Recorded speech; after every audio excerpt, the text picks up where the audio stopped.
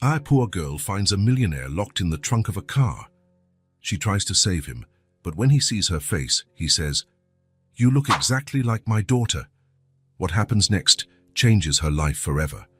The biting cold of dawn spread among the abandoned cars as the fog covered the junkyard on the outskirts of the city. A raven landed on the dented roof of a black sedan, its core echoing in the silence. Something moved inside the rusty vehicle. Inside the slightly open trunk, Miles Donovan struggled to breathe. His wrists, bound with industrial duct tape, were raw from rubbing against the metal. Dried blood had formed a crust on his temple, and every breath sent a wave of pain through his ribs. He had no idea how long he'd been there, but the sky had already brightened for the second time. "Help!" he tried to shout, but his parched throat could only manage a hoarse groan. The businessman closed his eyes, trying to recall how he had ended up there. He remembered the meeting with Raymond, his business partner, the empty parking lot, a blow to the head. Then just flashes, a dark warehouse, voices arguing over money, and someone saying, "Donovan won't be a problem for much longer." A noise of falling cans made him open his eyes. Outside, a small shadow moved between the cars. Miles's heart started racing. Could it be one of the men coming back to finish the job? But they were not the heavy footsteps of an adult. A child appeared in front of him, her eyes wide with surprise at finding a man in the trunk. She was a small girl with messy brown hair and worn-out clothes. She carried a backpack almost bigger than herself. "Please, help me," he whispered, fearing any sudden movement might scare her away. She hesitated, looking around as if to make sure she was alone. "You're hurt," said the girl, approaching cautiously. "Was it bad people who did this to you?" Miles nodded, feeling his throat tighten. "I need to get out of here." The girl set her backpack on the ground and, surprisingly, began to untie the knots with agile fingers. "I can do it. Grandma taught me how to make strong knots when we need them." While she worked, Miles could not take his eyes off the child's focused face. There was something familiar about her, something that made his heart beat faster. The morning light illuminated the child's features, revealing a small crescent-shaped scar just above her right eyebrow. "Done!" The girl managed to free his hands and stepped back a little. "Can you get out on your own?" Miles tried to move, but his muscles protested after being confined for so long. He groaned in pain. "Wait, I'll help you," she said, extending her small hands. With effort and the child's surprising strength, Miles managed to crawl out of the trunk, collapsing onto the ground with a dull thud. The sunlight, even filtered by the fog, made his eyes water. When he finally managed to focus his vision, he looked straight into the girl's face and could not contain his exclamation, "You look exactly like my daughter." The girl stepped back, startled by the intensity in his voice. "I'm sorry," Miles said quickly. "I didn't mean to scare you. It's just that you look so much like someone I know." The child studied him for a moment, tilting her head to one side in a gesture that made Miles's heart clench even more. "You have a little daughter?" she asked, curiosity overcoming her apprehension. "Yes," Miles answered, his voice choked. "What's your name?" The girl shook her head. "Grandma says I shouldn't tell my name to strangers." "Your grandmother seems wise," Miles commented, trying to earn the child's trust. "Where is she?" "Far from here. We live—" She stopped suddenly, as if she had already said too much. "I need to get help for you. There's a road just over there." "Wait!" Miles tried to stand, but the pain stopped him. "How can I find you again?" The girl had already picked up her backpack. "I come here sometimes. Grandma needs stuff from the trash." The distant sound of an engine made her look back, tense like a wild animal. "I'll bring help," she said decisively. "Stay here." Before Miles could say anything else, she darted between the cars with the agility of someone who knew the place well. In seconds, she had disappeared into the fog that still hovered over the junkyard. Miles tried to call out to her, but his voice failed. He leaned against an abandoned car, his heart pounding. Those eyes, that scar, the way she tilted her head. It couldn't be. Or could it? Minutes later, he heard a honk on the nearby road. Male voices approached, shouting. The girl had kept her promise. "Here," he shouted, with what little strength he had left. "I'm here." Two truckers appeared among the cars. "Man, you're in bad shape," one of them exclaimed. A little girl was by the roadside, saying there was a hurt man in here. "The girl," Miles murmured. "Where is she?" "She vanished," said the other man, pulling out his phone. "I'll call an ambulance." Miles felt consciousness slipping away. The last thing he thought of before passing out was the child's face, so similar to someone he knew well. The bright, antiseptic light of the hospital made Miles blink several times until his eyes adjusted. A heart monitor beeped rhythmically at his side. "Welcome back, Mr. Donovan." The nurse adjusted the IV. "You were lucky. The truckers who found you said there was a child shouting on the road, asking for help." Miles tried to sit up. "The girl, where is she?" "We don't know. When the ambulance arrived, there was no one else there besides you." He let his head fall back on the pillow. It wasn't a hallucination. The girl was real. 2 days passed before the doctors allowed him to be discharged. The police, who had taken a brief initial statement, now wanted a full report. At the station, Miles sat in front of Detective Harris, a middle-aged man with deep under-eye circles. "So, Mr. Donovan, let's go over this from the beginning. You believe your partner, Raymond Beckett, was involved in your kidnapping?" Miles nodded, running his hand over the bandage on his temple. "We had a meeting the night before. Raymond wanted me to sell my share of the company to an investor group. I refused." Harris wrote down every word. "And then? I left the office late. The parking lot was empty. Someone hit me from behind." Miles closed his eyes. "I heard voices talking about money, about the company, it's about getting rid of me." "Did you recognize any voice?" "Not for sure." "I was confused." The detective slid a cup of water toward him. "And how did you end up in the junkyard?" "I don't know. I woke up already inside the trunk." Miles took a sip of water. Then she appeared. "The child you mentioned earlier." "A girl, small." Miles hesitated. "She untied me. She seemed to know exactly what she was doing." "Could you describe this child?" "Brown hair, thin, old clothes." Miles took a deep breath. "And she had a scar above her right eyebrow, shaped like a crescent moon." Harris frowned, jotting down details. "And did she say anything, a name, where she came from?" "She didn't give me her name.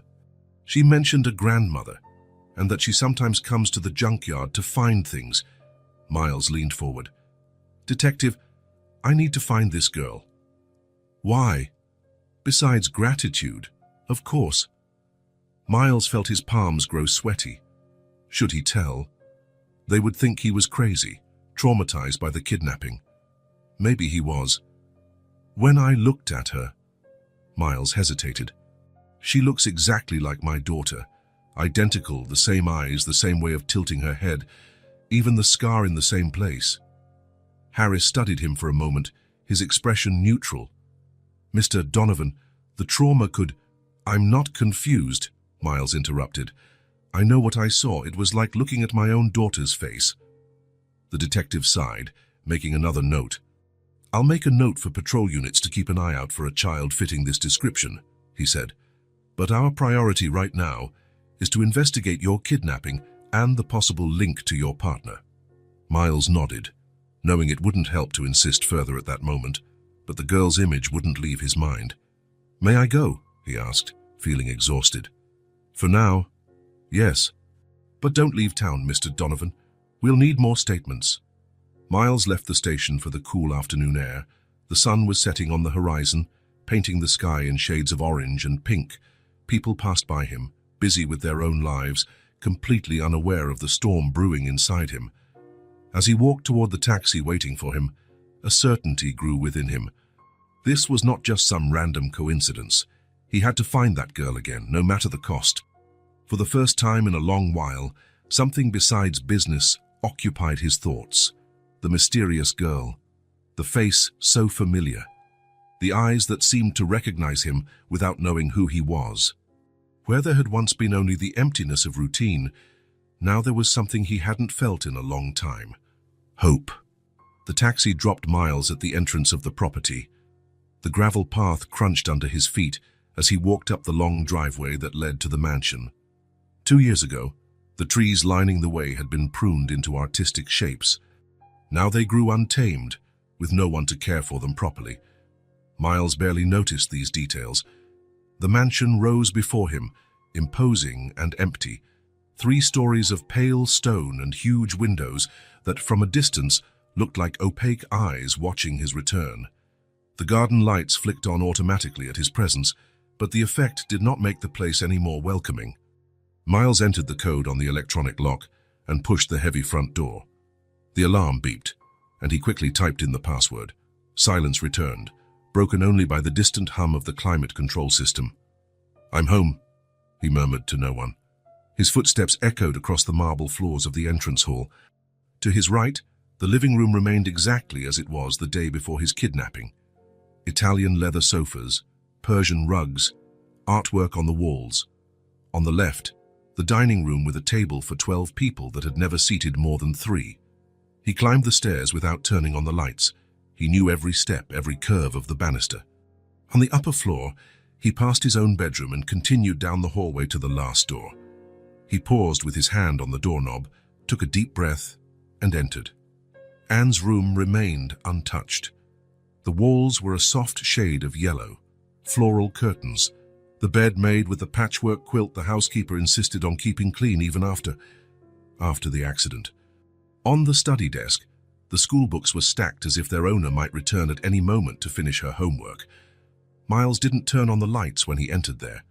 He preferred the dimness, as if fully illuminating the room might erase the memories that still lingered in the air.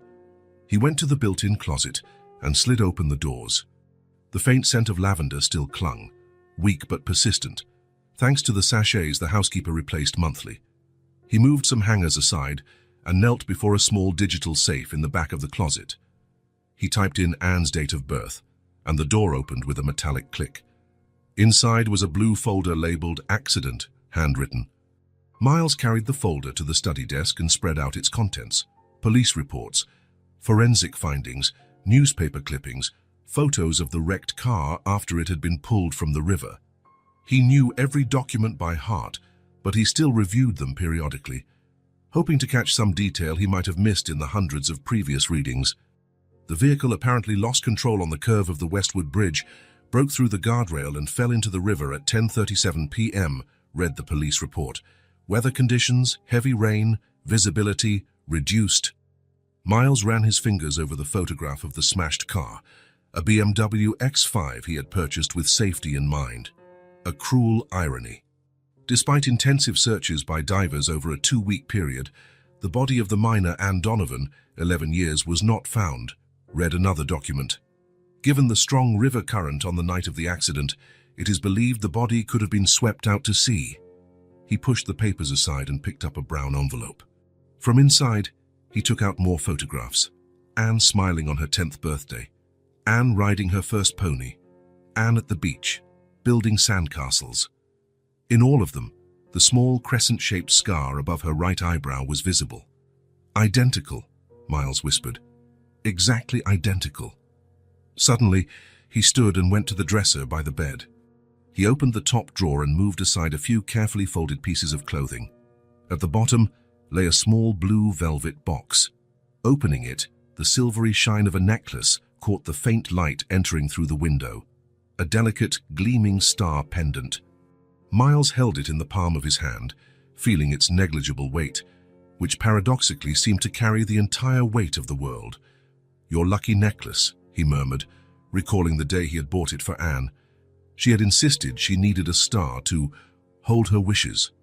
Since then, she had never taken it off. Except, Miles closed his eyes. The necklace had been found in the car, caught in the seatbelt, broken, as if it had been torn away violently during the impact. It was the only physical proof that Anne had been in the vehicle on that fateful night. He sat back on the bed, holding the star necklace tightly in his hand. The metal seemed to pulse, warm against his skin, as if it were trying to communicate something. The image of the girl in the junkyard came back in full force. The same eyes, the same mannerisms, the same scar. What if... Miles could barely form the thought, afraid that simply giving it shape in words might destroy it. What if she's still alive?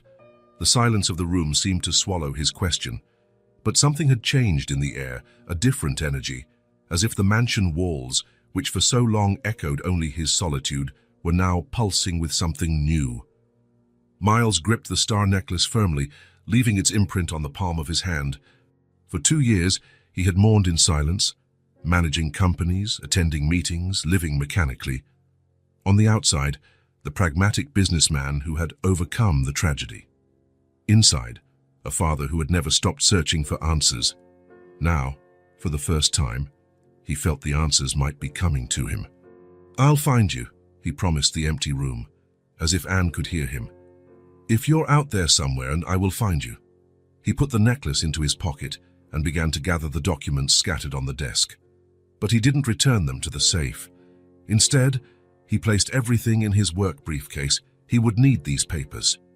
On his way out, he took one last look at Anne's room. For the first time in 2 years, he turned on the light, flooding the space with brightness. It was time to dispel the shadows. Early the next morning, Miles drove to the junkyard. The sky was clear, without the fog that had covered the place on the day of his rescue. The desolate landscape of rusted cars looked even sadder in the direct sunlight. He parked at the entrance and began walking through the rows of abandoned vehicles. The place was larger than he had imagined, a maze of twisted metal and shattered glass. Each step was cautious. Fragments of glass and sharp pieces of metal threatened his expensive shoes. Miles found the black sedan where he had been imprisoned. It looked smaller now, less menacing in daylight. The trunk was still ajar, the tape that had bound him lying on the dirt floor. "Anyone here?" he called, his voice echoing among the metal scraps. Only the distant buzzing of insects answered. Miles sat on an old tire under the shade of a van with no windows. He took the star necklace from his pocket and held it up to the light, observing how the sun's rays danced on the polished metal.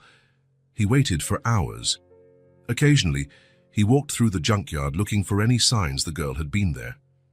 He found small footprints in some places, but nothing conclusive. As the sun began to set, he returned to his car, leaving on the tire where he had been sitting a small package with a sandwich and a bottle of water. The next morning, he returned at dawn. The package had disappeared. Someone had been there. Miles's heart quickened, but he kept his excitement in check. It could have been anyone: scrap collectors, homeless people, staff. 3 times a day for 2 days, Miles went back to the junkyard. Each time he left food in different spots, like leaving breadcrumbs for a wary bird. Each time he returned, he found the packages gone, but never saw who had taken them. On the 3rd morning, he changed tactics. Instead of staying in the junkyard, he drove around the surrounding area. It was a poor neighborhood, with small businesses, modest houses, and some abandoned buildings. Miles entered every store, every diner, every gas station, showing a photo of Anne and asking if anyone had seen a girl who looked like her. The answers were always no, often accompanied by suspicious glances at his expensive suit and luxury watch. He clearly did not belong. "Looking for your daughter, huh?" asked a middle-aged woman at the corner bakery as she packed his bread. "Something like that," Miles replied vaguely. "There are plenty of kids no one looks for around here," she commented, handing him the bag. "And a few that someone looks for a bit too much, if you catch my drift." Miles understood the insinuation. He was a rich stranger asking questions about a child. He nodded politely, paid, and left, feeling defeated. On the afternoon of the 3rd day, while driving slowly down the main avenue, something caught his eye. Behind a small grocery store, near a row of industrial dumpsters, a little figure rummaged through the trash. Miles parked quickly and approached on foot, his heart hammering in his chest. It was definitely a child. Brown hair, worn clothes, moving swiftly and precisely as she sorted what looked like metal and cardboard. He stopped a few yards away, not wanting to scare her. "Hello," he called softly. The girl turned around with a start, and Miles knew instantly it was her.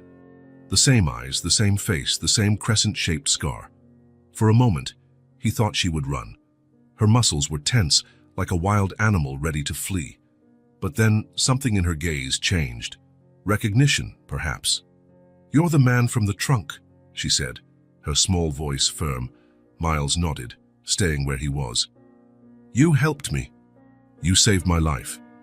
The girl shrugged, as if freeing a man who was tied up was just another everyday chore. "Thank you," he continued. "I wanted to thank you properly." "No need," she replied, turning her attention back to the items she was collecting. Metal pieces, cans, some copper wires. "My name is Miles Donovan." He took a cautious step closer. "What's yours?" The girl hesitated, looking around as if checking to see if anyone else was near. Then, with the innocence particular to children who haven't fully learned self-preservation, she answered, "Josie. My name is Josie." "Josie," Miles repeated, as if savoring the sound. "That's a pretty name." She studied him with curious eyes. "Why were you looking for me?" Miles felt momentarily flustered. How do you know I was looking for you?" Josie gave him a slight smile, a smile that made Miles's stomach clench. "You left food, and you asked about me in the stores. The lady at the bakery is Grandma's friend." Miles almost laughed. The neighborhood had its own communication network, invisible to him. "You must be hungry," he said, noticing how thin she was. "We could get something to eat if you want. Over there."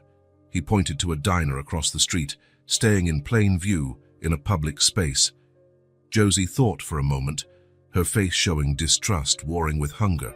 "You can bring it here," she finally said. "I need to finish this before Grandma comes back." Miles nodded, understanding the message.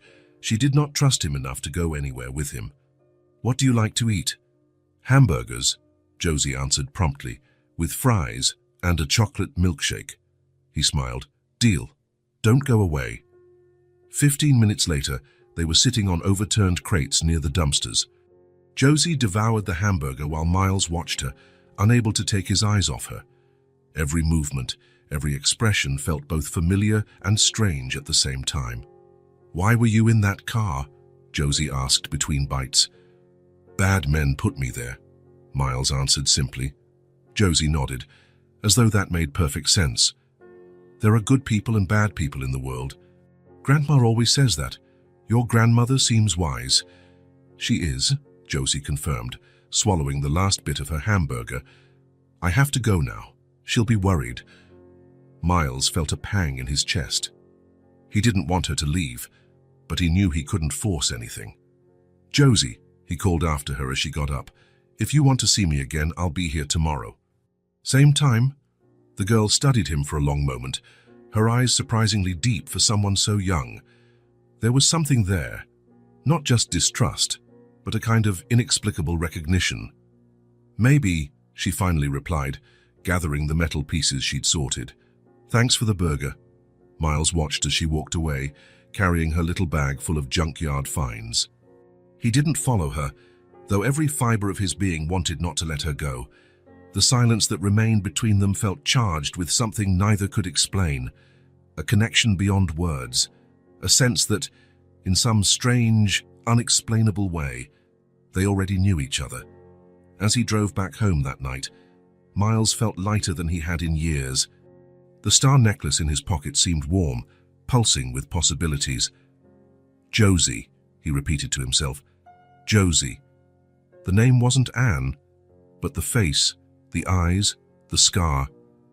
Everything else was identical. Miles arrived early at the same spot the next day.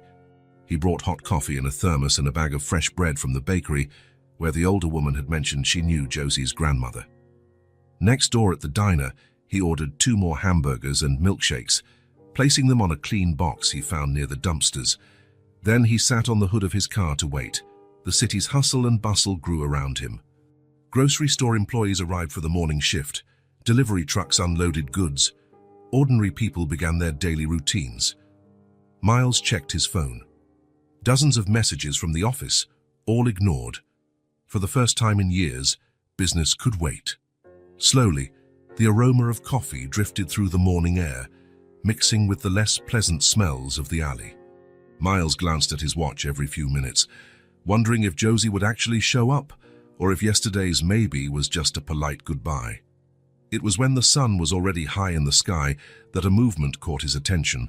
This time, it wasn't just one small figure, but 2 people approaching.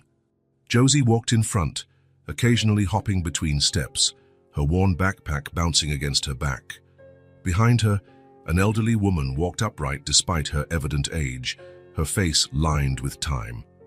"You really came," Josie exclaimed when she saw him, her childlike voice carrying genuine surprise that tugged at Miles's heart. "I promised, didn't I?" He smiled, avoiding any sudden movements. His gaze shifted to the woman who stopped a few steps away, a cautious expression on her wrinkled face. "This is my grandma," Josie introduced, pointing to the woman. "I told her about you, and she wanted to meet you." Miles rose from the hood and walked carefully closer, keeping a respectful distance. "Mom, it's a pleasure to meet you. I'm Miles Donovan." He extended his hand politely. "Your granddaughter, Josie. She saved my life." The woman studied him for a moment before accepting his handshake. Her hands were calloused, marks of a life of hard work. "Martha Ellis," she said, her voice steady despite her age. "Josie said a man in a suit left food for her yesterday. I figured I should see for myself." There was something noble in Martha's bearing, even in her simple, worn-out clothes, a dignity that rose above her circumstances. "I brought coffee and bread," Miles offered, pointing to the items he had set on the box. "And more hamburgers." "Josie seemed to like them yesterday." "I love hamburgers," the girl confirmed, already heading eagerly toward the packages. "Grandma, he bought milkshakes too." Martha watched her granddaughter with a faint smile before turning her attention back to Miles. "Why are you doing this, Mr. Donovan? People like you don't usually mingle with people like us unless they have a reason." The directness of the question did not surprise Miles. He had expected distrust. "Your granddaughter saved my life," he repeated simply. "I was tied up, hurt, left to die. Josie found me and freed me. I just want to repay her kindness." Martha studied him for another moment, as if gauging the sincerity of his words. Josie, oblivious to the tension between the adults, had already sat down on the box and was happily opening the hamburger wrapper. "Grandma, come eat," she called. "It's still warm." Martha hesitated, but then gave in, moving to sit near her granddaughter. Miles sensed that her resistance weakened when it came to Josie's well-being. "Do you and Josie live around here?" Miles asked, trying not to sound intrusive. "We have our place," Martha replied vaguely, accepting the coffee he offered. "It's not much, but it's ours." "We live under the overpass," Josie chimed in cheerfully between hamburger bites. "Grandma made a home with cardboard and tarps. It's warm when it rains." Martha shot a warning look at her granddaughter, but it was too late. "The overpass on Parkwood Avenue?" Miles asked, recognizing the reference. It was a known area for homeless camps, less than a mile from there. "Josie has a vivid imagination," Martha tried to dismiss, but her eyes betrayed the truth. "It's not imagination, it's true," Josie insisted. "We live there with Mr. Pete and Ms. Rosa. Some other people too, but they're the nice ones." Miles felt a tightening in his chest. The thought that this child, who might be his Anne, was living under a highway overpass was too painful to contemplate. "Do you have any help?" "Social services, shelters." Martha straightened her shoulders, her pride evident. "We don't need charity, Mr. Donovan. We manage." "I didn't mean to offend," Miles said quickly. "It's just that Josie's a child. She deserves—" "The best," Martha interrupted, a defiant glint in her eyes. "You think I don't know that? You think I don't give her everything I can?" Miles backed off mentally, realizing he had touched a raw nerve. "Of course. I'm sorry." Josie, sensing the tension, intervened with the natural ease of a child. "Grandma is the best. She teaches me everything. And when we find good stuff in the trash, she sells it and buys food." The simplicity with which Josie described her hard life touched Miles deeply. There was an incredible resilience in this child, a capacity to find joy in the smallest things despite adversity. "Grandma makes delicious soup with leftovers we find," Josie continued enthusiastically. "And sometimes, when there's a fair at the park, we go there and people hand out candy and hot dogs." Martha gave a gentle smile, stroking her granddaughter's hair. "Josie doesn't need much to be happy. She has a knack for finding joy in small things." Miles observed their interaction, noticing the evident love Martha had for Josie. It was undeniable that, despite their poverty, the girl was loved and protected. Josie mentioned you found her. Miles began cautiously. If you don't mind me asking, how did that happen? Martha took a sip of coffee, as if stalling to decide how much to reveal. I found her hurt about 2 years ago, she finally said. She was confused, scared. She couldn't even say her own name. Miles's heart rate surged. 2 years ago, the same period as Anne's accident. And before that, she doesn't remember anything. Martha shook her head. The doctors at the clinic said it was traumatic amnesia. It might pass with time or it might not. Doctors? Miles asked, surprised that there had been some medical care. I may be poor, Mr. Donovan, but I'm not neglectful, Martha said with dignity. I took her to the clinic as soon as I found her. They did what they could, but without insurance or documents. She let the sentence trail off. Miles turned to Josie, who was now playing with the straw of her milkshake, oblivious to the adult's serious conversation. Josie, he called gently, do you remember anything before your grandma? The girl frowned, an expression of deep concentration that Miles immediately recognized. Anne used to do that exact gesture when trying to solve a tough math problem. Sometimes I have dreams, she answered slowly, about water, a lot of water, and a loud noise. She shook her head. But I don't really remember. My head has holes. I only remember Grandma. Martha put her arm protectively around her granddaughter's shoulders. The doctors said it's normal. Sometimes the brain blocks bad memories to protect itself. Miles nodded, struggling to keep his composure. Water, a loud noise, like a car plunging into a river on a stormy night. This girl, she's my Anne. The thought echoed in his mind with a clarity he could no longer deny. Mr. Donovan? Martha's voice brought him back to the present. Are you all right? Yes, sorry. He took a deep breath. Miss Ellis, Josie, I'd like to help you. Not out of charity, but out of gratitude. Martha stiffened again. I told you, we don't need... Your granddaughter saved me. Miles interrupted gently. I'd like to help you now. Please. Something in his tone, the palpable sincerity in his words, seemed to reach Martha. She studied him for a long moment, as if trying to see beyond the successful businessman's exterior. What exactly are you proposing? She finally asked. Miles thought quickly. He had to be careful. If he revealed his suspicions now, he might frighten them. He needed to build trust, step by step. To start, a better place for you to live. An apartment, maybe. Nothing fancy, just something safe and dry. Josie's eyes went wide. A real house, with a bed and everything? Martha seemed torn between pride and practical necessity. Miles could see the internal struggle in her eyes. Why would you do that? She asked in a lower voice. Really just because of gratitude, or is there something more? Miles knew he had to be at least partially honest. Josie reminds me of someone I lost, he admitted. Helping her, helping both of you is like a second chance for me. Martha studied him for a long moment. Finally, to Miles's surprise, she nodded slightly.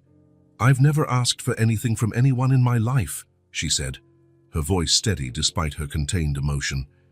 But for Josie, for her, I'd accept your help. Still, we need clear terms. Of course, Miles agreed immediately. Whatever conditions you want to set. It's not charity, Martha insisted. It's a deal. You provide housing.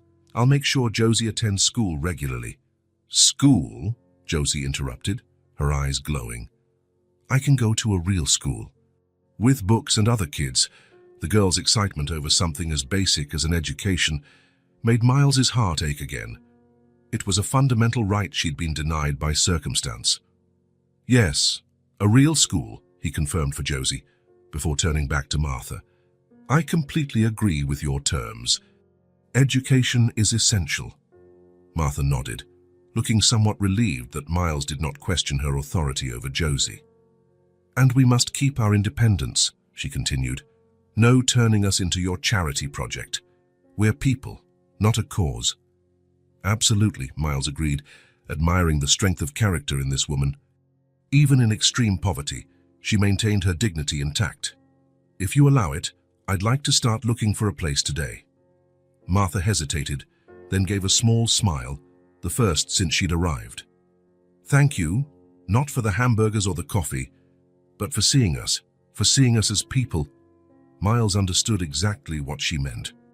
In a society where people like Martha and Josie were often invisible, simply making eye contact and acknowledging their humanity was a radical act. "Grandma, can I show Miles our house?" Josie asked, jumping with excitement. "I want to show him my bottle cap collection." Martha hesitated, clearly uncomfortable about exposing their precarious situation to a wealthy stranger. But the hopeful look on Josie's face was hard to resist. "Maybe another day," she hedged. "We have to get back now. Miss Rosa is waiting for the medication I promised her." Josie looked momentarily disappointed, but soon perked up again. "Tomorrow then.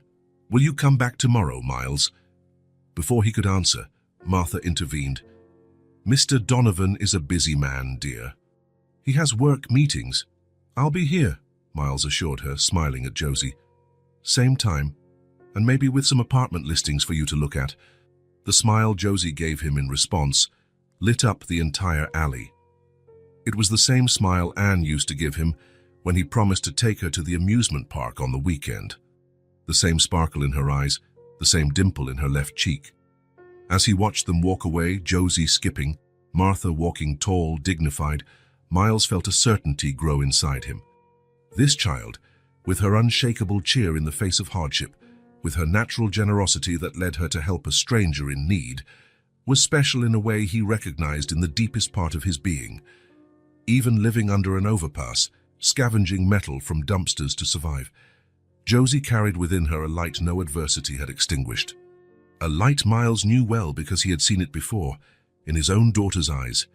And now, for the first time in 2 years, he allowed hope to truly blossom.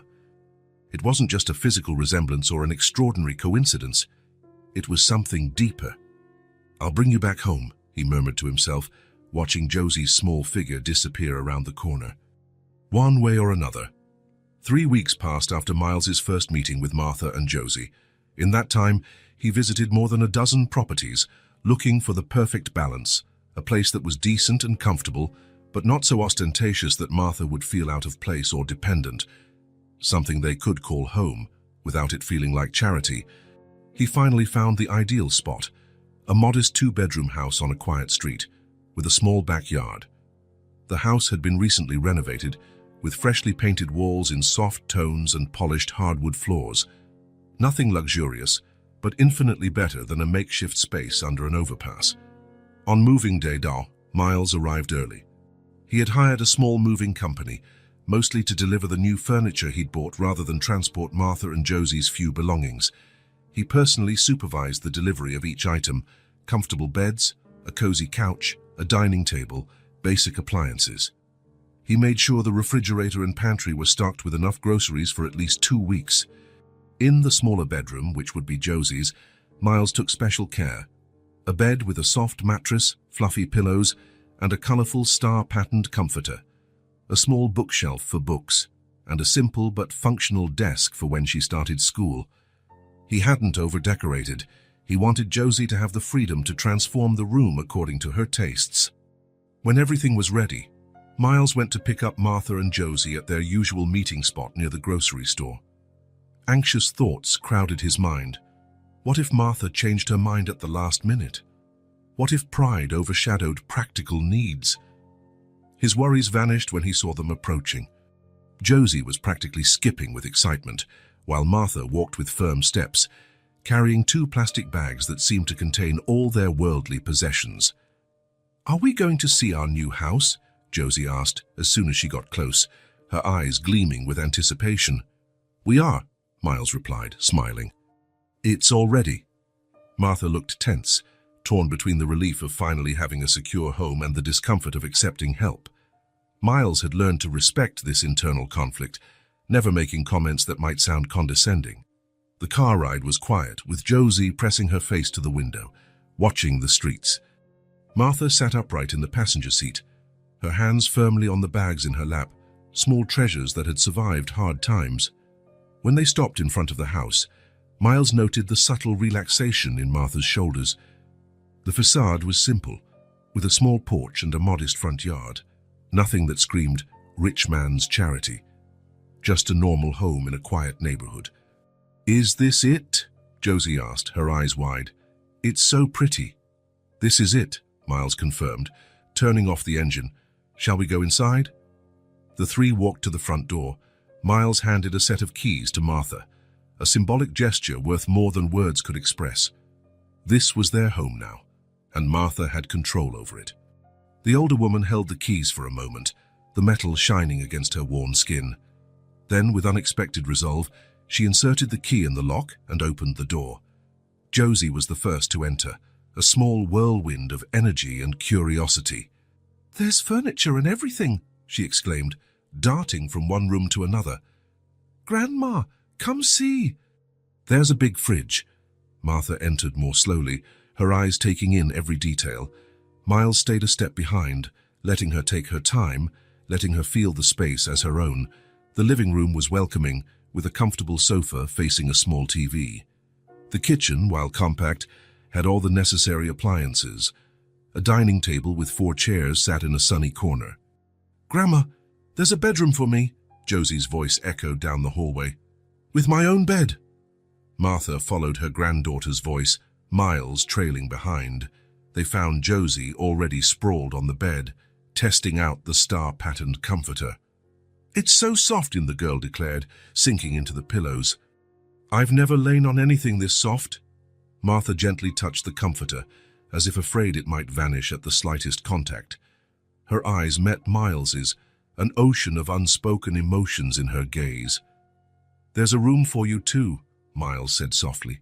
"Right there." Martha's room was simple but dignified, a double bed with a firm mattress, as Miles assumed she would prefer. A sturdy dresser, a small closet, and a chair near the window. "It's more than I ever expected," Martha said at last, her voice barely above a whisper. "It's the least you deserve," Miles replied. "You both deserve a safe place." Josie had discovered the backyard, and her delighted exclamations carried in. Martha watched from the window as her granddaughter ran around the small green space, freer than ever before. "I never asked for anything," Martha said quietly, still looking at Josie in the yard. "I never liked depending on anyone." She turned to Miles, her eyes shining with unshed tears. "But thank you for seeing us." That was it exactly. It wasn't just gratitude for the house, the furniture, or the food in the fridge. It was gratitude for being seen as human beings, not as social problems or statistics, for having their dignity respected, even when they needed help. "Grandma, there are flowers in the yard," Josie shouted from outside. "Can I take care of them? Can I?" A smile softened Martha's weary face. "Of course you can," she answered loud enough for Josie to hear. Miles watched the scene with a full heart. This house, this furniture, this yard, these were more than material objects. They represented a fundamental change in these two people's lives, not just a roof but security, not just walls but protection, not just beds, but the basic right to a dignified rest. For Josie, it meant being a child again, without the burden of helping to ensure daily survival. For Martha, it meant the possibility of aging with some dignity, without the constant fear of tomorrow. "The fridge is stocked," Miles commented, "and I arranged for a local market to deliver groceries weekly. You can choose what you need through this list." He showed her an order form in the kitchen. "It's on an account I opened in my name." Martha nodded, accepting the practical help without comment. Miles knew she preferred actions to words of gratitude. "I also arranged for Josie to be enrolled in the neighborhood school," he went on. "It's 3 blocks away. We can figure out the details in the coming days." "School," Martha repeated, as if savoring the word. She's always wanted that. She'd ask when she could go. Outside, Josie had found a little butterfly in the garden and was following it intently, her face lit by the afternoon sun. For a moment, she looked like any normal child, without the weight of street life. "Thank you," Martha said again, this time meeting Miles's eyes directly. "Not for all this," she gestured around the house, "but for giving her a chance." Miles nodded, not trusting himself to speak. What Martha did not know, what he still did not have the courage to share, was that every smile from Josie, every moment of genuine childish joy, was also an invaluable gift to him. As he watched Josie run around the yard, the last rays of sunlight illuminating her brown hair, Miles felt a certainty grow within him. This child, with her extraordinary resilience and her ability to find happiness in the smallest things, couldn't be anyone but his Anne. And now she had a home again, a beginning. In the weeks that followed, a comforting routine took shape. Martha and Josie settled into their new home while Miles visited regularly, always bringing small gifts disguised as extras so as not to offend Martha's pride. A children's book here, a garden plant there, a set of pans he no longer needed in his kitchen. Josie had started at the local school. After an initial evaluation, the teachers found that despite her educational gaps, she showed a lively intelligence and could keep up with kids her apparent age with some additional support. Miles arranged for tutors to help her in the afternoons, and the girl absorbed knowledge like a thirsty sponge. The transformation was visible. In just a month, Josie had gained healthy weight, her cheeks now round and rosy. Her hair, once dull and mistreated, shone with new life. But the most significant change was in her eyes. The constant vigilance typical of a homeless child had begun to give way to a more relaxed, confident expression. Martha also flourished. She kept her pride and independence, refusing any suggestion she deemed extravagant, but graciously accepted the basic necessities Miles provided. Her hands, once rough and dry from collecting scrap, showed signs of healing. She had even allowed hiring a weekly cleaning lady, after Miles insisted it would free her up to spend more time helping Josie adjust to school. On a particularly pleasant Saturday afternoon, Miles arrived at the house carrying a picnic basket. The backyard, which Martha and Josie had lovingly transformed, now displayed flower beds and a small herb garden. It was a perfect spot for an outdoor meal. Josie ran to greet him at the door, an endless well of energy in her small steps. "Miles! Come see what I made at school." She tugged him by the hand to the kitchen table, where a colorful drawing showed 3 stick figures, one small with brown hair, a taller one with gray hair, and a male figure in what looked like a blue suit. "That's us. The teacher asked us to draw our family." Miles felt his heart clench at the word family. He glanced at Martha, who was at the kitchen sink preparing a pitcher of lemonade. "That's a beautiful drawing, Josie," he said, genuinely moved. "You have talent." "The teacher says I'll improve a lot when I have more art classes," Josie announced proudly. "I'll draw real pictures, not just stick figures." Martha approached, drying her hands on a dish towel. "She talks about school all day long. I've never seen her so excited about something." "Learning is fun," Josie declared, already running to the backyard as soon as she noticed the picnic basket. "What did you bring?" "Do we have dessert?" Miles and Martha followed her outside, sharing a secret smile at her enthusiasm. As they spread the picnic blanket on the grass and arranged sandwiches, salads, and fruit Miles had brought, a sense of tranquility surrounded them, almost as if they really were the family Josie had drawn. After the meal, Josie asked to play in the small wooden playhouse Miles had installed at the corner of the yard the previous week. With the girl now occupied, Miles finally found the moment he'd been waiting for, a chance to talk privately with Martha. "She's thriving," he commented, watching Josie arrange her rag dolls in the playhouse. "Children are amazing," Martha replied, a smile softening her wrinkles. "They adapt, they recover, sometimes faster than us grown-ups." Miles nodded, mustering the courage for a conversation he'd been putting off. "Martha," he began, keeping his voice low so Josie wouldn't overhear, "it's been a month since we met. I have to confess that I have questions about Josie, about how she came to you." Martha tensed for a moment, her eyes still on her granddaughter playing. "Why does it matter now? She's well. She's happy."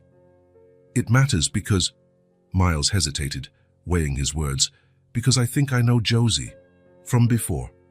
Martha turned to face him, her expression now very serious. "What do you mean?" Miles took a deep breath. "When I said Josie reminded me of someone I lost, it wasn't just a casual resemblance. Martha, I lost my daughter 2 years ago, in an accident. Her body was never found." The silence that followed felt almost physical between them. Martha studied his face intently. as if searching for signs of deceit or manipulation. "You think Josie is your daughter?" she finally asked, her voice low and controlled. "The likeness is extraordinary. The age fits, and you said you found her around 2 years ago, with no memory, no name." Martha lowered her gaze, her aged hands twisting together. "Miles, many children get lost. Many have trauma. That doesn't mean—" "May I show you something?" Miles interrupted gently, pulling his wallet from his pocket. Martha nodded reluctantly. Miles opened the wallet and took out a carefully preserved photograph. He handed it to Martha, watching her reaction closely. In the photo, a girl smiled at the camera in front of a birthday cake with the number 11 in colorful candles. The same almond-shaped eyes as Josie's, the same face shape, the same crescent moon scar above her right eyebrow. Martha stared at the picture for a long time, her trembling hand touching the girl's face in the photo. "Anne," Miles said softly. "My daughter's name was Anne." Martha looked up, tears shining in her eyes. "When I found Josie, she was soaking wet, injured, like she had been dragged by a current." Her voice was almost a whisper. "It was near the river, early one morning after a terrible storm." Miles felt his heart race. The accident happened during a storm. The car fell off the Westwood Bridge. Martha looked again at the photo and then at Josie, still happily playing in the little house. Her shoulders slumped slightly, as though a hidden weight finally settled on them. "It's her," she whispered. "That's the child who appeared to me that morning." The world around Miles seemed momentarily suspended. Despite his growing certainty over the weeks, hearing Martha confirm it made it undeniably real. How exactly did it happen?" he asked, voice thick with emotion. Martha took a deep breath, her gaze still fixed on Josie in the distance. "I was collecting scrap near the river, like I did every morning. The storm the night before had been brutal. The river was high, full of debris." She paused, remembering. "Then I saw her. A small figure collapsed among the rocks on the shore. I thought she was just another discarded doll, but when I got closer—" Martha swallowed hard, the memory clearly painful. She was breathing, but unconscious, injuries all over, torn clothes, no one else around, no sign of family or anyone. "What did you do?" Miles asked gently. "What any decent person would do." "I took her to the nearest clinic." Martha shifted in her seat, momentarily defensive. "The doctors examined her. They said she'd suffered a head trauma, among other injuries. When she came to, she was empty. Didn't know her name, her age, or where she came from." "Then what?" "They called social services, of course, but—" Martha hesitated. "So without ID, with no one looking for her in that specific area, the system is flawed, Miles, and slow. She would have stayed in an overcrowded shelter, waiting for the bureaucracy to decide her fate." Miles could imagine the rest. Martha, lonely since her husband's death, seeing in that vulnerable child a chance to make a difference, to matter to someone again. "So you took her with you?" Martha nodded, a gleam of defiance in her old eyes. "I don't regret it. She needed care, protection, and I needed her as much as she needed me." "How did you come up with the name Josie?" A small smile softened Martha's face. "It was my daughter's name. I lost her to cancer 15 years ago." Miles absorbed this, understanding better the profound connection between Martha and the girl. It wasn't just charity or kindness, it was a second chance for them both. "You saved her life," he said finally. "And she saved mine," Martha responded simply. Then she lifted her eyes to meet his. "What are you going to do now, Miles?" "Take her away." The question hung in the air, loaded with implication. Miles could easily call in lawyers, prove his parentage with a DNA test, reclaim the daughter he believed he'd lost. Legally, Martha would have no standing. "No," he said after a moment's reflection. "I won't do that to either of you." Martha's shoulders visibly relaxed. "But I do think Josie deserves to know the truth," Miles continued. "Or at least the possibility. Maybe it will help her memory." Martha considered this, looking again at Josie. "How do you plan to do that? She's just a child." "With honesty and kindness," Miles replied. "If you'll let me." After a long moment, Martha nodded. She likes you. She trusts you. Maybe that will help fill the empty spaces inside her. Miles took a deep breath, feeling the weight of responsibility. Can I talk to her now? Yes, Martha decided, standing up from the bench. I'll make more lemonade. You'll need privacy. As Martha left for the kitchen, Miles walked over to the wooden playhouse where Josie was playing. He knelt at the entrance, too tall to fit through the little door. May I enter your kingdom, Princess Josie? He asked with a smile. The girl laughed. You're too big, but you can look through the window. Miles walked around the little house and bent down to peer inside the small window. Inside, Josie had arranged her rag dolls in a circle, as if they were having a party. What are they celebrating? He asked. Lily's birthday, Josie replied, pointing to a dark-haired doll. She's turning 7, like me. Miles's heart skipped a beat. 7 years old. The age Anne was when she got that scar, falling off her bike. Josie, he called softly, can we talk for a bit? Just the two of us. The girl looked momentarily disappointed to leave her game, but she soon nodded, stepping out of the playhouse to join Miles on the lawn. Can we sit over there? Miles pointed to a small garden bench under the shade of a tree. Once seated, Miles felt the weight of what he was about to say. How to explain something so complex to a child? Josie, he began, you know how sometimes people get lost, right? The girl nodded solemnly. Like Miss Rosa at the overpass, she lost her son and never found him. Miles swallowed hard, touched by her early understanding of loss. That's right, sometimes we lose people we love very much. He paused, gathering courage. 2 years ago, I lost my daughter in an accident. They never found her body. Since then, I've carried an emptiness I could never fill.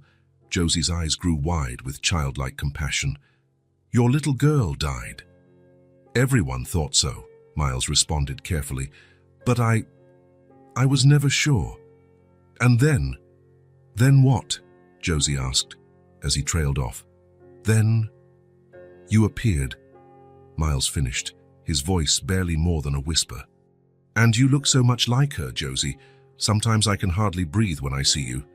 The girl tilted her head, confused but attentive. I look like your daughter, Miles nodded, taking a photo out of his wallet again. This is Anne, my daughter. Carefully, Josie took the photo, holding it by the edges as if it were a fragile treasure. She studied the image with surprising intensity for someone her age. She looks like me, she murmured, touching the scar above her eyebrow, identical to the girl's in the photo. But I don't know who she is. Miles watched her every reaction, every nuance in her expression. There was no recognition in her eyes, just curiosity and maybe some confusion. That's okay, he reassured her, his voice gentle. You don't have to remember right away. Your heart may know before your mind does. Josie kept looking at the photograph, her eyes going back and forth between the face in the picture and Miles. You think, she began hesitantly, you think I might be her? That I might be your Anne? The directness of the question hit Miles hard. I think it's possible, yes, he answered honestly.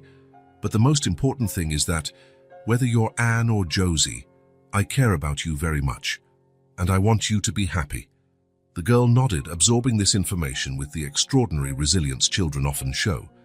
Grandma Martha says she found me by the river, she shared quietly, that I didn't remember anything, that I had to learn everything again. Yes, she told me, Miles confirmed. She took very good care of you. I love Grandma, Josie stated firmly. She's my family. Of course, Miles quickly agreed. And she always will be, no matter what happens. Josie looked again at the photo, then at Miles. Her eyes, the same as Anne's, seemed to hold a wisdom beyond her years. If I'm your daughter, she began cautiously, does that mean you're my dad? The simplicity of the question nearly broke Miles's composure. Yes, he replied, his voice thick with emotion. That would mean I'm your father. Josie thought about that for a moment, her face serious with the importance of the conversation. Can I keep the picture? She finally asked, so I can look at it more. Of course, Miles answered, surprised and touched by the request. Sometimes I have dreams, Josie confessed softly, almost as if sharing a secret. There's a lot of water, and a loud noise, and someone shouting my name, but it's not Josie that I hear. Miles felt a chill run down his spine. What name do you hear? Josie furrowed her brow, concentrating. I don't know. I can't remember when I wake up, but it's not Josie. They fell silent for a moment, side by side on the garden bench. Miles resisted the urge to hug her, knowing he needed to respect her space and allow her to process things at her own pace. It's okay not to remember, he said at last. Memories can come back over time, or maybe they won't. Either way, you're still you. Josie looked at him, a small smile forming on her lips. If I'm your Anne, that would be cool. Because you're nice. Then, with the abrupt subject change only children can manage, she asked, Did you bring dessert for the picnic? Miles couldn't help but laugh, despite the tears threatening to form. Yes, I did. Apple pie, your favorite. How did you know it's my favorite? Miles smiled, feeling a familiar warmth filling his chest. Just a guess. As they returned to the picnic blanket, where Martha waited with fresh lemonade, Miles watched Josie run ahead, carefully placing the photo of Anne into her dress pocket. It didn't matter if she recovered all her memories or not. It didn't matter if she agreed to a DNA test or if she preferred to remain just Josie. What mattered was that she was alive. She was safe, and he had been given a second chance to be part of her life, and that, in itself, was a miracle he would be eternally grateful for. 2 weeks after the conversation in the garden, Miles proposed something he had been planning for a while. It was a sunny Saturday, and Josie was particularly cheerful as she ate the breakfast Martha had prepared. Josie, Miles began, while the girl devoured a fruit-topped pancake. I'd like to take you somewhere special today. If you and Martha agree, of course. Josie looked up, her face shining with curiosity. Where to? Miles exchanged a meaningful look with Martha, who was standing near the stove. They had discussed this the night before, after Josie had gone to bed. My home, he said. There are some things there that might help you remember. Martha dried her hands on her apron, watching her granddaughter carefully. In recent weeks, since Miles had shown her the photo, Josie had been asking more questions about her past, small fragments of dreams and sensations she couldn't quite explain. Martha knew this step was necessary, however hard it might be for her. Anne's room is still there, Miles explained to Martha, though his words were for Josie as well. Exactly as she left it. Josie looked from one adult to the other, trying to grasp the significance of the moment. Is it a trip? She asked, simplifying the situation in a way only children can. Miles smiled. Yes, a very special trip. Can I take Mr. Whiskers? Josie asked, referring to the stuffed rabbit Miles had given her the previous week. Of course. And Grandma Martha can come too, if she wants. Martha hesitated for only a moment before nodding. Yes, I'll go with you. An hour later, Miles's car rolled through the imposing gates of the property where he lived. Josie pressed her face to the window, her eyes wide as the mansion rose before them. You live in a castle, she exclaimed, clutching Mr. Whiskers tightly. Miles smiled, watching her reaction in the rearview mirror. It's not exactly a castle, just a house that's too big for one person alone. Martha, sitting in the passenger seat, remained silent, but her eyes took in every detail. Miles could sense her discomfort. The stark contrast between their realities was overwhelming. While Martha had struggled for years to provide the basics for Josie, here was evidence the girl might have once lived in abundance. It's beautiful, Martha commented at last, her voice controlled. Miles parked in front of the main entrance. Thanks for coming, he said, turning to Martha. I know it's not easy. The older woman nodded, understanding the unspoken. If Josie really was Anne, this moment represented both a potential healing and the beginning of a complicated transition in their lives. Josie was already out of the car, hopping impatiently at the entrance while the adults followed more slowly. Is there a pool? She asked, shifting from foot to foot. And a dog. I've always wanted a dog. There's a pool in the back, Miles replied, unlocking the front door. But I don't have a dog. Maybe we can think about that later. They walked into the luxurious foyer, its marble floor and grand crystal chandelier. Josie spun around in the middle, taking in every detail with childlike wonder. "It's like in the movies," she declared. Martha seemed to shrink slightly, diminished by the grandeur around her. Miles noticed her discomfort and gently touched her arm. "It's just a house," he said quietly. "Furniture and walls. You gave Josie something far more valuable than all this." Martha lifted her chin, a gesture Miles recognized as her way of summoning strength. "She deserves to know every part of life." "Including this?" Miles nodded, respecting the woman's dignity. Then he turned to Josie, who was already exploring the adjacent living room. "Josie," he called softly, "there's a special place I'd like to show you." The girl quickly returned to his side, curiosity bright on her face. Miles held out his hand, which she took eagerly. "It's upstairs," he explained, indicating the sweeping staircase. "Martha, will you join us?" The older woman agreed, following them up. On the upper floor, Miles led them down a hallway, past several closed doors, until they reached the last one. There, he paused, his hand trembling slightly on the knob. "This," he said, his voice a bit strained, "was Anne's room." Josie looked at the closed door with sudden solemnity, as if sensing the importance of this moment. Martha stood a step behind, silent but supportive. Miles took a deep breath and opened the door. The room was exactly as it had remained for 2 years, a sanctuary frozen in time. Soft pink walls, white, delicate furniture, a canopy bed with floral sheets in the center, flanked by nightstands topped with ballerina lamps. Shelves lined an entire wall, full of books and toys. A study desk near the window still held a stack of school books and colored pencils, arranged in a porcelain holder. It is her room," Miles corrected himself, the emotion clear in his voice. Josie took a hesitant step in, still clutching Mr. Whiskers. Her eyes roamed over every inch, taking it all in. "It's all pink," she whispered.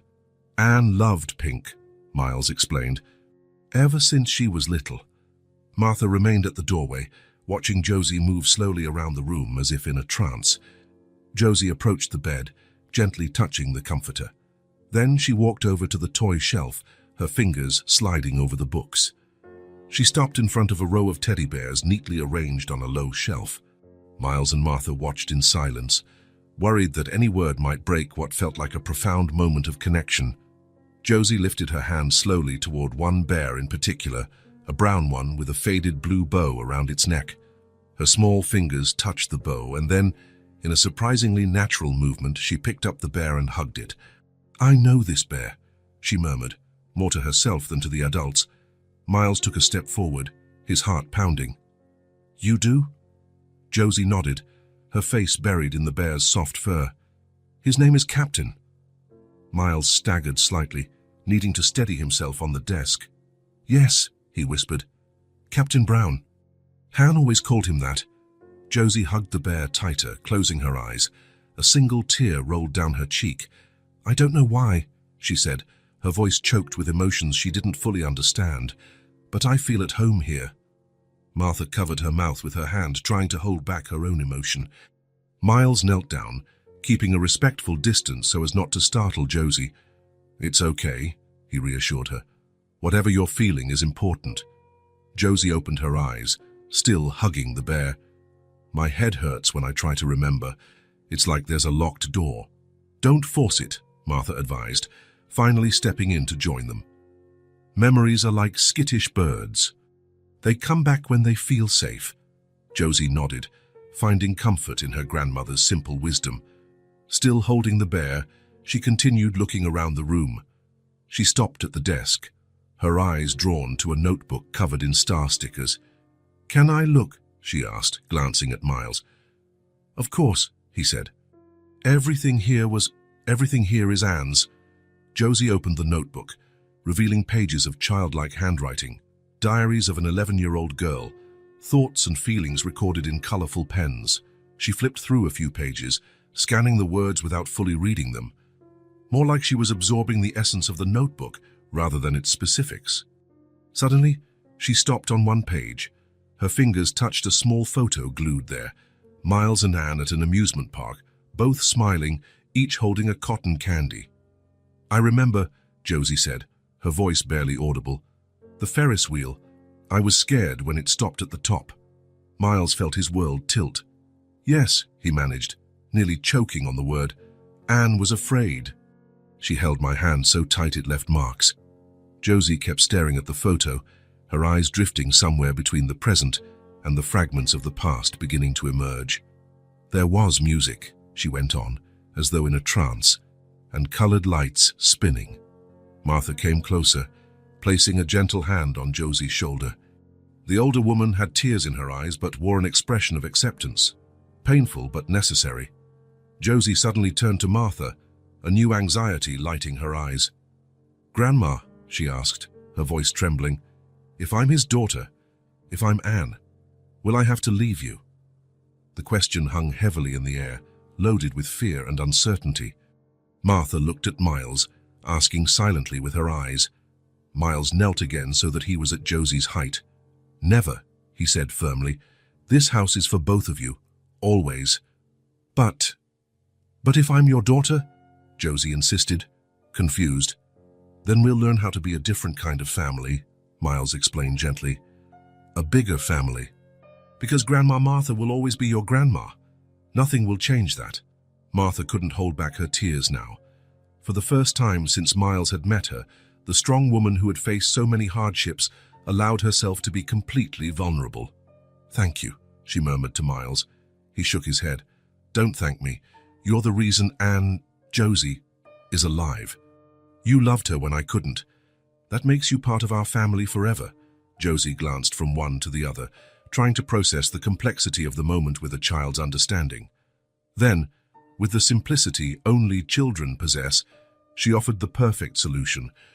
"We can all live here, there's a lot of space. And Mr. Whiskers would like the yard." Miles chuckled softly, while Martha wiped her tears. "That's something we can talk about," he replied, exchanging a look with Martha. "What matters is that we stay together, however is best for you." Josie nodded, satisfied with that answer. She turned her attention back to the room, still holding Captain Brown. "Can I see the rest of the house?" she asked, her childlike curiosity returning. "Of course," Miles answered, relieved at the shift to lighter ground. "Let's explore together." As they left the room, Josie, walking between Miles and Martha, each holding one of her hands, something fundamental had changed. The fragments of memory that were surfacing were like small lights illuminating a path that had been dark for so long. It didn't matter whether Josie recovered all of Anne's memories or built a new identity from pieces of the past and her experiences with Martha. What mattered was that, after so much time separated by fate, the universe had found a way to bring these three broken hearts together into a new family configuration, a family chosen by love, not just by blood, and perhaps that was the purest kind of family one could have. In the quiet of his home office, Miles studied documents spread across a mahogany desk. 3 months had passed since the day Josie had picked up Captain Brown in the pink room. In that time, scattered memories had continued to surface, small flashes of the past that the girls shared with increasing ease. Martha and Josie now occupied an entire wing of the mansion, with rooms they decorated together. The transition had been gradual, respecting their pace. Miles insisted they also keep the modest house he'd originally given them, so they would have their own space whenever they wanted. The phone rang, snapping him out of his thoughts. It was Gregory Wells, his longtime lawyer. "Greg," Miles answered. "Any news?" "Yes, and it's important." "Can I drop by in an hour?" Miles frowned, picking up on the urgency in Gregory's usually composed voice. "Of course, I'll be waiting." After hanging up, Miles looked out the office window. In the garden, Josie was playing with the new golden retriever puppy they had adopted the week before. Martha sat on a bench nearby, knitting while she watched her granddaughter. The scene of domestic normalcy still filled him with wonder. He sometimes feared it was only a dream from which he might awaken. Exactly 1 hour later, the intercom announced Gregory's arrival. Miles met him in the entrance hall, a man in his 60s, grey hair meticulously combed, wearing an impeccable suit. "Miles," the lawyer greeted him with a firm handshake. Thank you for seeing me on such short notice. Let's go to the office, Miles suggested, leading him down the hallway. Would you like coffee? Water? Water, please, Gregory replied, settling into one of the armchairs while Miles poured 2 glasses over ice. Once seated, Gregory opened his briefcase and took out some documents. I have the information you asked for, he began, a serious expression on his face. About your kidnapping and the investigation. Miles leaned forward. The police had been working on the case for months, but progress had been slow, until now, apparently. Detective Harris contacted me yesterday, Gregory continued. They got a break in the case. One of the men involved in your kidnapping was arrested for another crime and made a plea deal. He confessed? Yes. And not only that, he named those who planned it. Gregory paused, assessing Miles's reaction. The kidnapping was arranged by Raymond Beckett. Miles felt a chill down his spine. Raymond, his business partner for 15 years. The man who stood by him as the company grew from a small startup to a multi-million-dollar corporation. The man who had attended Anne's symbolic funeral, putting an arm around Miles's shoulders and promising to help him get through it. Why? He asked simply, though he already suspected the answer. Money, obviously, Gregory replied with a weary sigh. According to the confession, Raymond was secretly negotiating the sale of the company to an international conglomerate. They wanted to buy the entire firm, but Raymond couldn't convince you to sell your share. The meeting we had before the kidnapping was a last attempt to get your agreement by legal means, Gregory completed. When you refused, Raymond decided your removal was the only way to gain full control. Miles stood abruptly and walked to the window. From there, he could still see Josie playing with the puppy, running in circles with a yellow ball. Did he know about Anne? Miles asked, his back still turned to Gregory. I don't believe so, the lawyer answered cautiously. The plan seems to have been simply to make you disappear, maybe an accident. The kidnapping was a last-minute improvisation when they saw the empty parking lot. Miles nodded slowly, absorbing the information. For several minutes, he remained silent, watching his newly found daughter bask in the innocence of childhood. What are the next steps? He finally asked, turning to face Gregory. Raymond has already been detained for questioning. With the accomplice's confession and the financial evidence we found, the prosecutor believes we have a strong case. What about the company? Since you two were equal partners, with Raymond in custody, you automatically assume operational control. But I imagine you'll want to reassess the partnership now. Miles returned to his seat, his expression surprisingly calm, even to the seasoned lawyer. I want to dissolve the partnership, he declared. Buy out his share at fair market value. Nothing more, nothing less. Gregory jotted down the instruction, but paused with his pen hovering over the page. Miles, under these circumstances, you'd be well within your rights to force him to sell under far worse terms. I'm not interested in revenge, Greg, Miles responded quietly. He tried to take everything from me. But I got my daughter back. That's all that matters. The lawyer studied his client for a moment, genuine respect on his face. I understand, Gregory said at last, finishing his notes. I'll prepare the necessary documents. There's one more thing. He reached into his briefcase and pulled out an official envelope. The judge approved your petition. Given the positive ID via DNA testing and the extraordinary circumstances of the case, Anne Donovan has been legally declared alive. Miles took the envelope, feeling its emotional weight far more than its physical heft. And the custody status? He asked, voice tense. As we requested, the court acknowledged shared custody between you and Martha Ellis. It's not a conventional arrangement, but the judge prioritized the child's emotional well-being. Miles exhaled a breath he hadn't realized he was holding. Martha deserves that. Actually, she deserves much more. The judge agreed. Her contribution to Anne's or Josie's well-being was fundamental to the decision. After Gregory left, promising more updates the next day, Miles stayed in his office, contemplating the documents on his desk.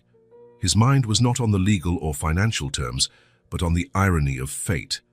The same man who orchestrated his near death had inadvertently paved the way for him to rediscover his daughter.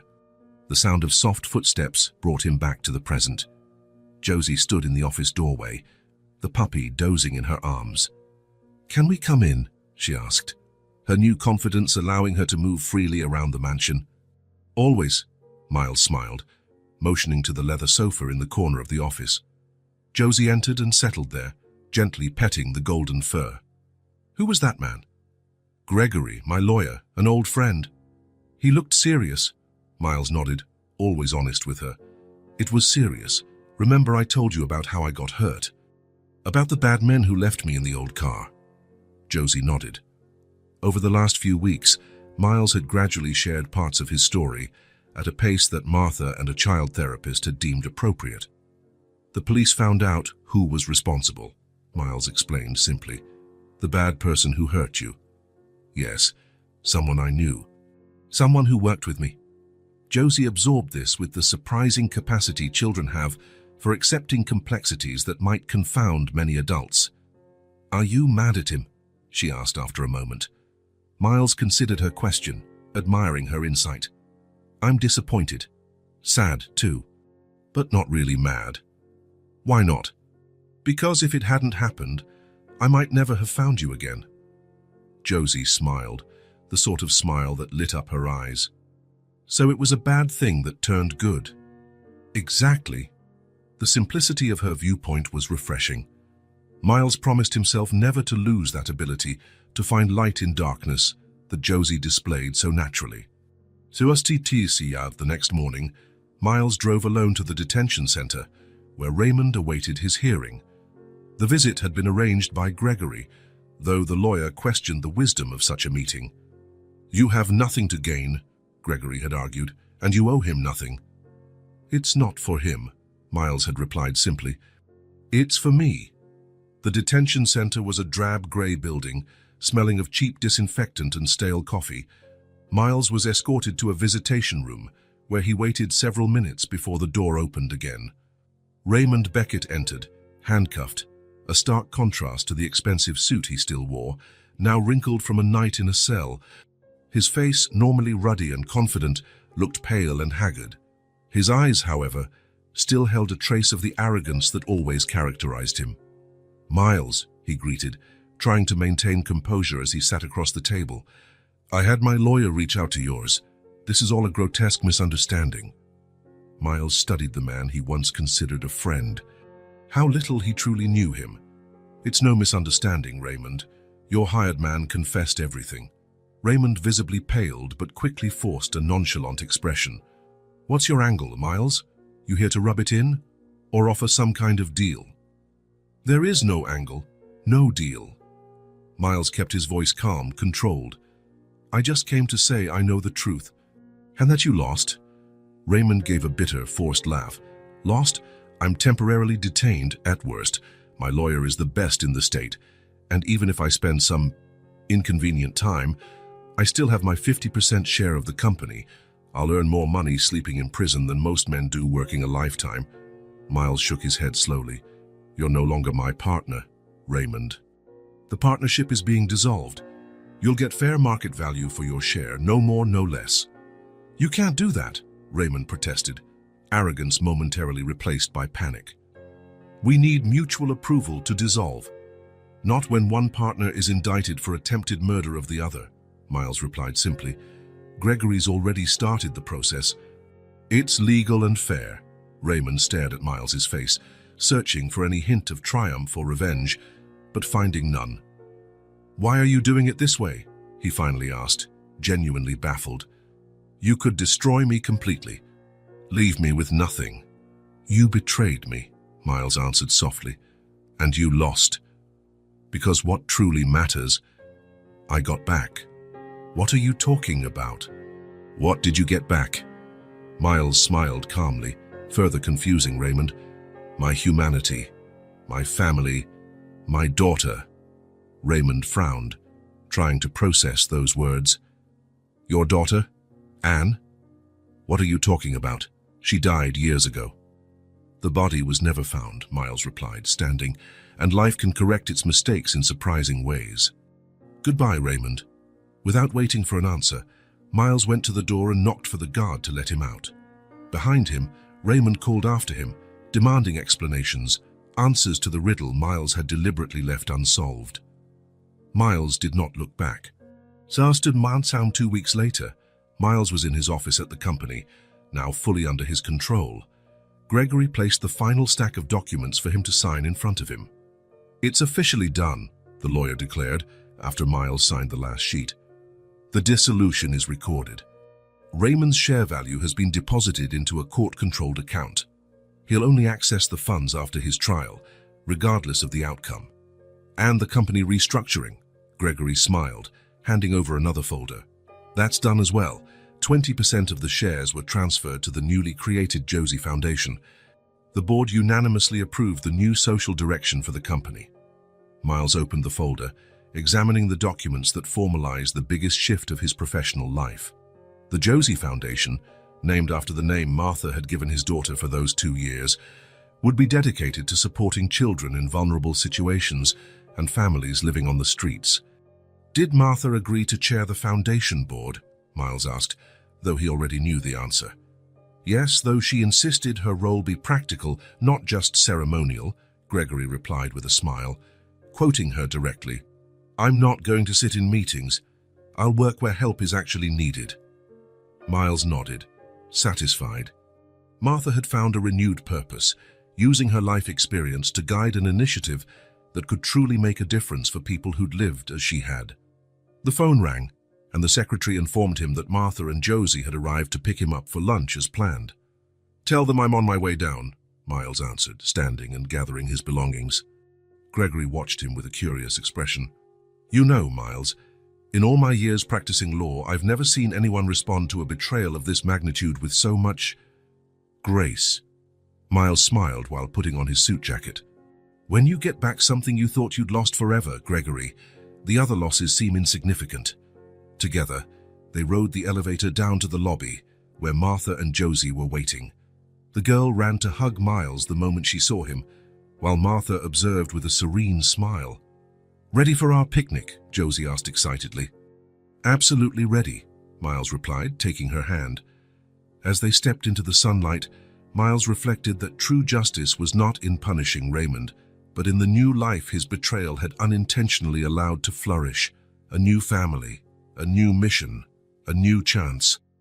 And that was all that really mattered. Spring had arrived in full force.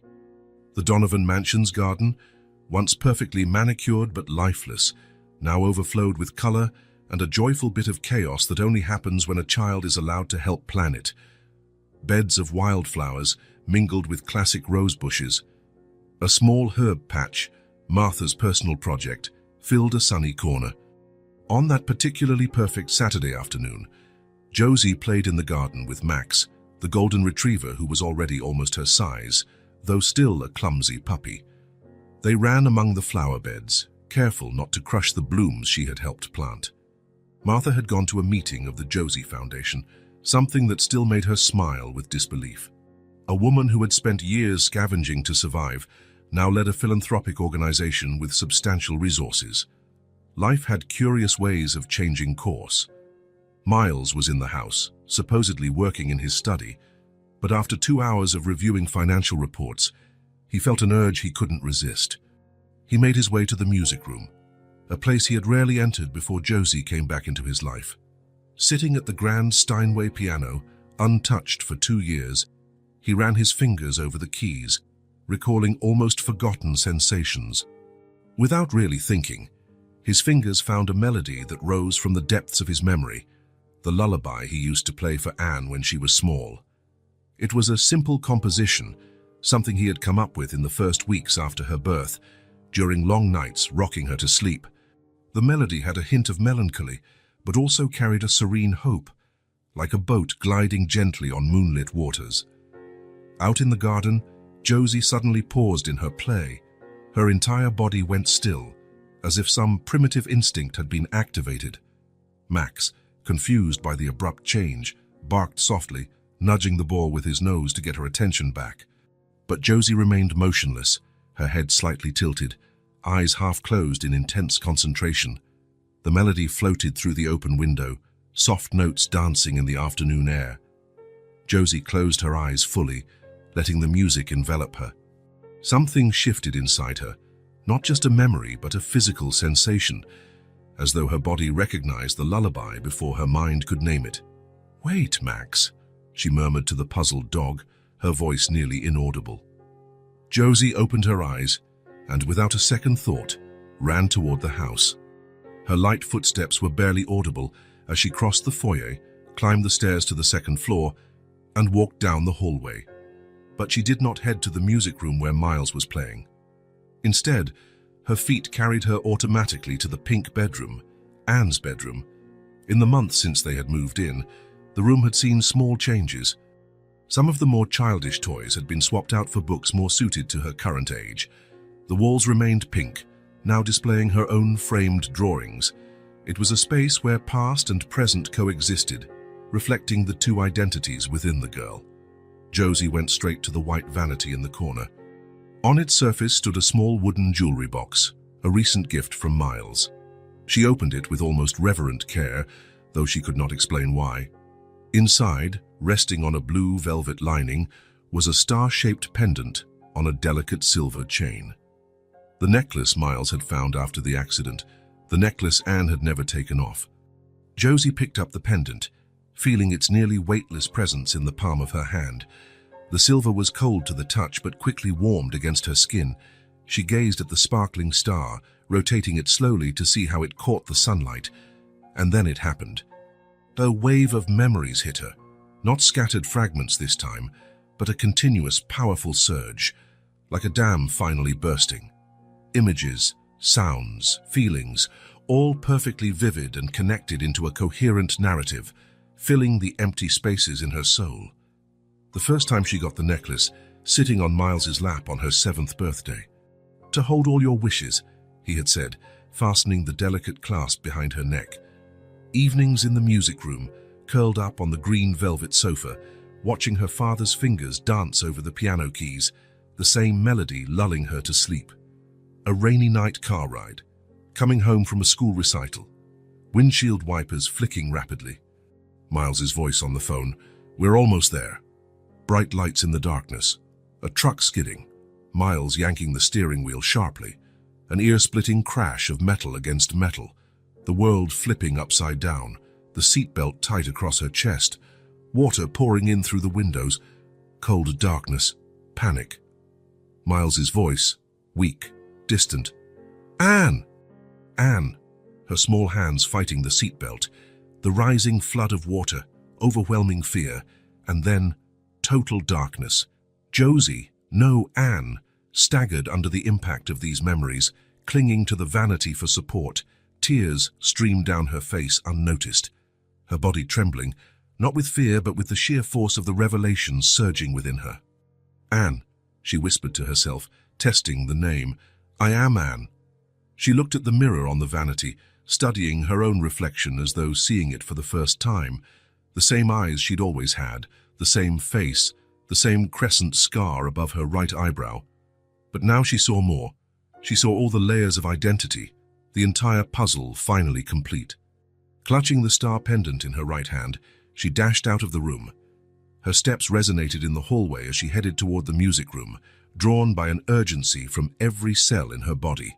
Miles, sitting with his back to the door, was still playing the lullaby, lost in his own memories.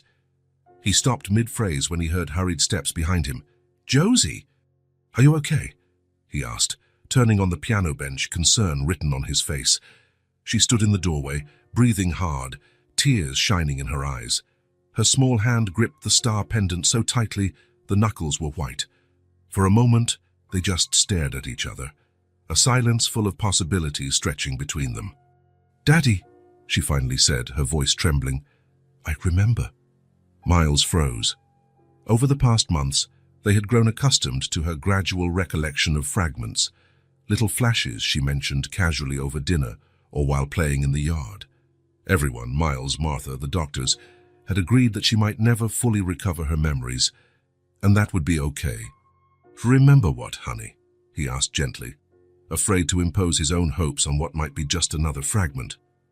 The girl walked across the room and stopped in front of him, her eyes locked on his with an intensity he hadn't seen since before the accident. Everything, she answered, her voice clear, changed. I'm Anne. I remember everything. Miles felt the world stand still for an instant. The air caught in his lungs. His hands, still on the piano keys, trembled slightly. The music, she continued, words tumbling out in a rush. You always played it before I fell asleep. Every night. And when I had nightmares, you'd come to the piano even in the middle of the night and play until I dozed off again. Miles just nodded silently, no words forming in his throat. And the necklace, Anne went on, opening her hand to reveal the silver star. You gave it to me on my 7th birthday. You said it was for my wishes, and I never took it off, except when I went swimming because I was afraid it might rust. Tears now streamed down Miles's cheeks, but he made no move to wipe them away.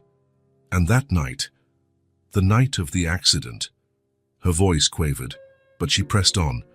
We were coming back from my school recital. It was raining so hard. You were on the phone with someone, saying we were almost home, but then she blinked, reliving the memory that had been locked away all this time. Then something happened. Bright lights, a truck, the car skidded. I remember the loud crash, and then water. So much water. Miles slid off the piano bench to kneel before her, still unable to speak, but never breaking her gaze. The seatbelt got stuck. Anne continued, her voice now just a whisper. I tried to open it, but I couldn't. The water was rushing in. There was a lot of noise, then silence. I just remember floating in darkness. Then nothing. Until I woke up on the riverbank, not knowing where I was or even who I was. Miles pulled her into an embrace, holding her as if he feared she might slip away again. His shoulders shook with silent sobs, years of pain, grief, and finally relief pouring out at once. And Grandma Martha found me, Anne said softly, her voice muffled against his shoulder. She saved me when I had nothing, not even my name. She cared for me like I was hers. Miles pulled back just enough to see his daughter's face, the face he had dreamed of for 2 endless years. Anne, he managed at last, that single word carrying every emotion a human heart could hold. My Anne? She smiled through her tears, the same smile he remembered since the first day he held her in his arms. I'm home, Dad, she said simply. I'm finally home. Martha returned in the early evening to find the mansion unusually quiet. Worried, she called for Josie and Miles but got no immediate reply. It was Max, the puppy, who ran up to greet her, barking excitedly before running back to the living room, clearly wanting her to follow. There, she found Miles and Josie, no, Anne, as she had started to think of her, sitting together on the sofa in a gentle silence. The girl's head rested on her father's shoulder, the star necklace now hanging around her neck. Martha, Miles said, noticing her. His voice sounded different, a mix of emotional exhaustion and deep contentment. Something incredible has happened. The older woman moved closer, noticing their red eyes, signs of recent tears. Grandma, the girl called, stretching a hand out to her. Something in her tone made Martha pause. There was a new quality there, a completeness. Anne? Martha asked quietly, using the name she rarely spoke. The girl nodded, smiling through still damp eyes. I remembered, Grandma. Everything. Martha placed a hand over her heart, sinking into the nearest chair. Everything. The accident, the river, and how you found me. Anne stood up and crossed over to Martha, taking the older woman's worn hands in her small ones. You saved me. When I had nothing, not even my name, you gave me everything. Martha looked at Miles, the question unspoken in her eyes. He nodded, confirming the unbelievable transformation. It was the music, he explained. I was playing her lullaby on the piano, and it connected somehow to the necklace and everything came back, Anne finished, like a movie playing in my head, all at once. Martha smiled through fresh tears. So you really are her, completely. I'm Anne Donovan, the girl confirmed, her voice unwavering. Then, leaning in to kiss Martha's cheek, she added, But I'm also a bit of Josie Ellis, always. Martha pulled her into a tight hug, finally allowing herself to cry, not from sadness or loss, but from relief and closure. For 2 years, she had feared this moment, worried that if Anne's memories returned, she might lose the granddaughter she loved. Now she understood there was no loss, only transformation. The following months brought their own adjustments, naturally. The Donovan mansion, which had been quiet and somber for so long, was completely changed. The smell of baking often filled the kitchen, where Martha taught Anne simple recipes. Laughter echoed down the halls. Fresh flowers from the garden decorated the tables. The music from Miles's piano once again became a household staple, now often accompanied by Anne's young voice singing along. One lovely autumn afternoon, almost a year after Anne's memories returned, Miles found Anne and Martha in the garden, gathering the last roses of the season. He paused for a moment, capturing the scene in his mind. His daughter, once lost and found, and the remarkable woman who had become an essential part of their lives. Anne spotted him and dashed over to hug him, a habit she had eagerly resumed. Now 12, she was starting to show signs of the teenager she'd soon be, but she still held on to the affectionate spontaneity both Josie and Anne had always shared. "Look, Dad!" she exclaimed, showing him a floral arrangement she had made. "Grandma taught me how to match the colors." "It's beautiful," Miles praised, exchanging a knowing smile with Martha, who approached more slowly, carrying a basket of flowers on her arm. They sat together on a garden bench, enjoying the gentle autumn sunlight. Anne played with Max a few yards away, her boundless energy contrasting with the adult's peaceful contentment. "It's almost surreal, isn't it?" Martha said, watching her granddaughter run across the lawn. "How everything fell into place, despite all the odds." Miles nodded. "You found me when I didn't even know who I was," Anne had told them once, in those first days after her memory returned.